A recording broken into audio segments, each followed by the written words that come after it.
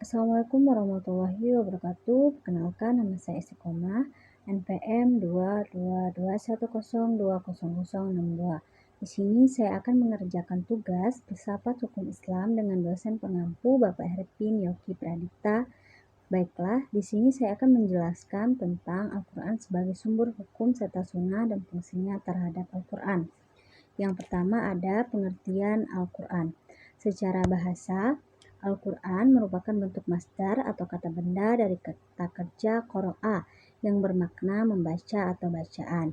Ada yang berpendapat bahwa Al-Quran adalah masdar yang bermakna isim maf'ul karena ia berarti yang dibaca atau makruh. Menurut para ahli, kata yang berwazan fulan memiliki arti kesempurnaan. Dan secara istilah, Al-Quran adalah kitab Allah yang diturunkan kepada utusan Allah Nabi Muhammad SAW yang termaktub dalam mushaf dan disampaikan kepada kita secara mutawir tanpa ada keraguan-keraguan. Yang kedua, kedudukan Al-Quran sebagai sumber hukum. Sebagai sumber hukum Islam, Al-Quran memiliki kedudukan yang sangat tinggi. Al-Quran merupakan sumber utama dan pertama sehingga semua persoalan harus merujuk dan berpedoman kepadanya.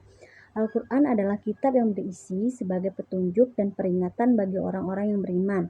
Al-Quran sumber dari segala sumber hukum baik dalam konteks kehidupan di dunia maupun di akhirat kelak.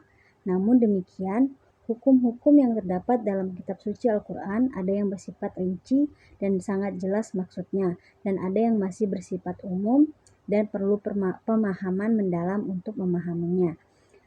Ketiga, kandungan hukum dalam Al-Quran. Yang pertama ada akidah dan keimanan, kedua syariat atau ibadah, ketiga hukum ibadah dan hukum muamalah. Selanjutnya ada fungsi sunnah terhadap Al-Quran. Yang pertama ada pengertian sunnah.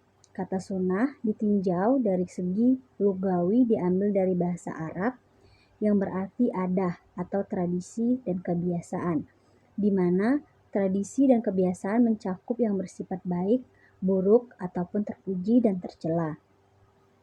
Dengan demikian, maka sunnah dalam ungkapan lain adalah al-thoriq al-mutadah hasanah ka'anat al-syiah di dalam Al-Quran. Kata sunnah disebut secara berulang-ulang, baik dalam bentuk mufrad maupun dengan bentuk jama'. Maka sunnah ditinjau dari segi syara adalah identik dengan hadis.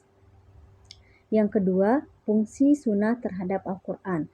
Yang pertama, sunnah sebagai penguat hukum dalam Al-Quran. Yang kedua, sunnah sebagai penjelas dan penjabar apa yang dibawa oleh Al-Quran. Yang ketiga, sunnah sebagai penetap hukum yang belum diatur dalam Al-Quran. Baiklah, sekian dari presentasi dari saya. Saya Ehi, wassalamualaikum warahmatullahi wabarakatuh.